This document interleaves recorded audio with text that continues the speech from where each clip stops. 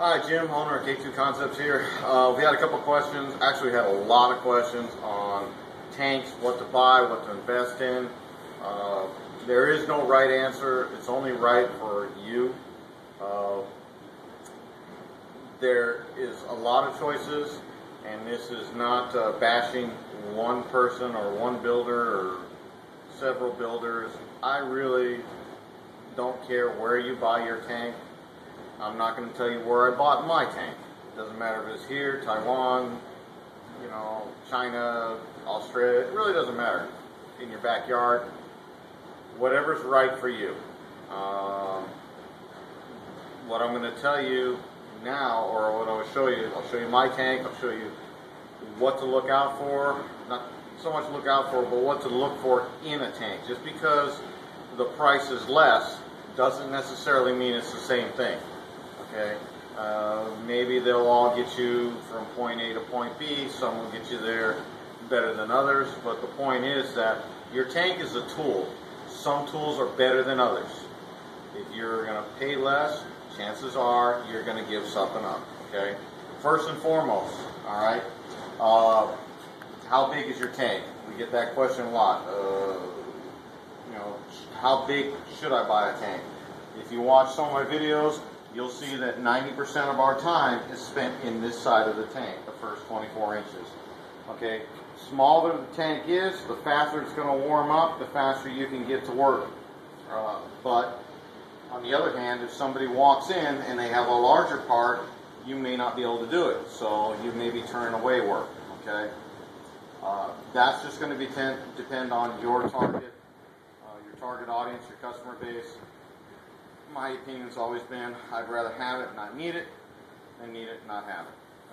For me personally, we bought the biggest one they had at the time. It was 200 or 250 gallons. I think they make up to a 300-gallon tank now, which is a little bit longer. Your tanks are all going to be 1 meter this way, because that's as big the pattern that they make. You've got 1 meter, 80 centimeter, and 50 centimeter, your usual standard sizes. Okay. So 1 meter this way you can get up to maybe 8 foot. I think is the 300-gallon one. I'm not quite sure. I think this is 7. And depth-wise, ours is deep enough to where you can angle maybe even a bumper in this thing. Smaller ones are probably going to be a little more shallow. They're not going to carry much water. You're going to have to drain them a little more often because your water is going to get saturated with activator. Anytime you see your pattern crinkle up from the backside like a piece of broken glass, automotive glass, it'll crinkle up. That usually means that there's too much, actually it does mean there's too much activator in your water. Your water is saturated. Drain your water, get your fresh water in, and you'll be okay. You can see that we've drained the tank. I recommend that you drain the tank at least once a week. We drain ours on Fridays. That way, when we come in on Monday, it isn't all smelly and foul from sitting over the weekend. Okay. Secondly, stainless steel. Make sure your tank is stainless steel. You can build it out of whatever you want, but you got chemicals, you have water. It really doesn't make sense not to have it built out of stainless steel. And I'm not just talking, I don't care what other people build theirs out of. I have a mechanical engineering background. I've been in the industry for since I was 19, so 28 years. I've been around metals. You want stainless steel, okay?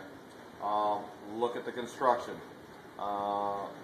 Every angle is a strengthening point, okay? It's in the engineering. You can see how this was bent here in the middle. That's a strengthening point. Remember that you're going to put 200-300 gallons in here. If you don't have these strong points, what's going to happen is your tank's going to flex. When it flexes, you're not going to be able to set up your dams properly, okay? So again, get the tank the right size, stainless steel. If you look down here, you want some kind of filtration system. I'm going to go through this real quick because I don't want this to be a 10-minute long video. But the bottom line is the water flows over this, flows through your filtration system. It catches all the debris, goes into a sump setup, that drains. Your motor's in here, pumps it all back, and you can clear the tank. You have a float valve in here that keeps your water level consistent. You have your heater elements in here. Okay, they're usually a little bit safer in this area because of the debris and crap that usually gathers on you. You can see they're dirty. We're cleaning them out. We'll clean them out real quick. Okay. You know, some kind of filtration system, some kind of water float valve, and your heater elements. All necessary. You want a heater element because it keeps your water at a consistent temperature. You want some kind of filtration because it keeps your water cleaner. All right. Lastly, right here for now. This is your board. When you hit your power switch, okay, we'll turn the heater off. Oh, and the other thing is, whenever you're cleaning your tank, make sure your power's off. You don't want to activate your heater element while the tank is empty. You'll burn that thing out. So make sure you turn your power switch off when you're cleaning your tank, anytime. Okay, you have a heater switch. You can turn it on. You have your amp meter. You can set your temperature. What this does, this allows you to be consistent. Okay, that's the key, is consistency. Because there's so many variables, you want to be able to do the same thing every single time, repetitive. That way, if you do have a problem, you know exactly where to go and how to address it. Okay, so water temperature correctly. Okay, you have a time switch here. We've got ours set for 60 seconds. It's a digital meter. I've seen other spring type clock wound. Hey, there's nothing like the accuracy of a digital meter. Okay, this happens the same time, or will give you the same time reference every single time. Again, you want consistency. You got a pump on switch, pump off switch. Obviously, pump on, circulate the water, clear it out in between dips. When you go to dip, you hit, turn your pump off. Okay, it's all interlocked, so when you turn the switch off, your power switch, it'll cut power to everything. Pump light lets you know everything, or power light lets you know everything's on. Just kind of waiting for this to count down here. The amp meter, not necessarily, but it's nice to see that you're drawing amps. That lets you know that the heater elements are working. They're drawing current. Right now you're ready to go. 2, 1. That lets you know. If you're distracted, you've got work in the shop, that buzzer goes off, and you know, hey, it's time to go. Okay, nice case setup. You can see everything in here is interlocked, wired real nice. It's not a piece of junk. Okay, and those are the things that you should be looking at when you're considering buying a tank. And again, you don't necessarily have to have all these. You could dip out of a bathtub if you wanted to. Realistically, I mean, you know, if you can get away with it, go buy a $10 pool over at Walmart or Kmart, kiddie pool, and dip out of that. It really doesn't matter. However, this is a tool. You got to remember, this is a tool of your business. There are good tools, there are mediocre tools, there are bad tools. It's kind of like having a drill and saying, I want to drive a nail. You can take the back of that drill and beat on that nail. Yeah, it'll kind of accomplish the same thing, but it's not the right tool for the job. It's not what's the word I'm looking for? Efficient. There you go. So anyhow, again, stainless steel. Get a filtration system, get heater elements, a timer, a way to control the heater elements, some kind of audible noise or audible alarm to let you know, well constructed, something that's going to last.